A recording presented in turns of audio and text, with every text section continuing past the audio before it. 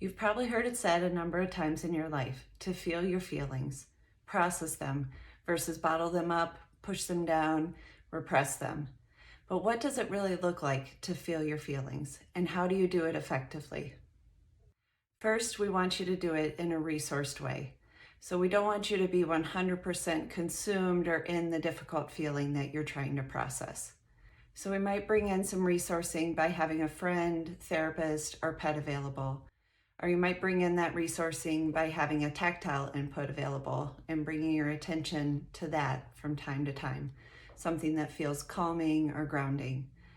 Or you might bring your attention to your breath periodically, or to the support from the chair beneath you. You can also imagine a spiritual presence or a loved one's presence. These are some examples of how we can bring in resourcing. In order to process difficult emotions effectively, we have to have a certain level of safety. And so that's what we're doing with the resourcing piece. And when it comes to feeling your feelings, what we're doing is actually noticing the sensations that are present in the body with what feeling you're experiencing. So what sensations are there that tell you you're sad or anxious or embarrassed? There might be a lump in your throat. There might be a knot in your stomach. You might feel heaviness or tightness in your chest. You might feel sensations in multiple areas of your body. The key is we're trying to be aware of these things in a non-judgmental way. So instead of trying to get rid of them or analyzing why they're there or having some agenda, we're just being curious and observing them. So one of the best ways to do this is imagine if you had to draw this activation, what would it look like? Would it be the size of a golf ball or maybe a grapefruit? Does it have depth or is it flat? Are the edges of it hazy, bumpy, or smooth? Is there a color that seems to go with it? Is there a weight to it?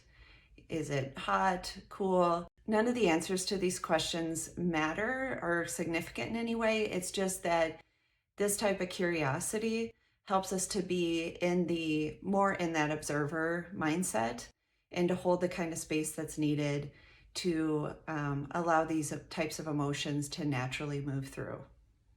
In a future video, I'll share a more step-by-step informal process for doing this based on somatic experiencing.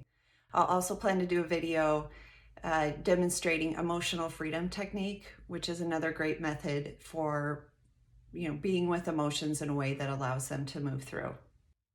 And how this relates to misophonia is that one of the things we typically have to do to get to a better place with misophonia is build a greater sense of agency of how to be with discomfort and activation in the body.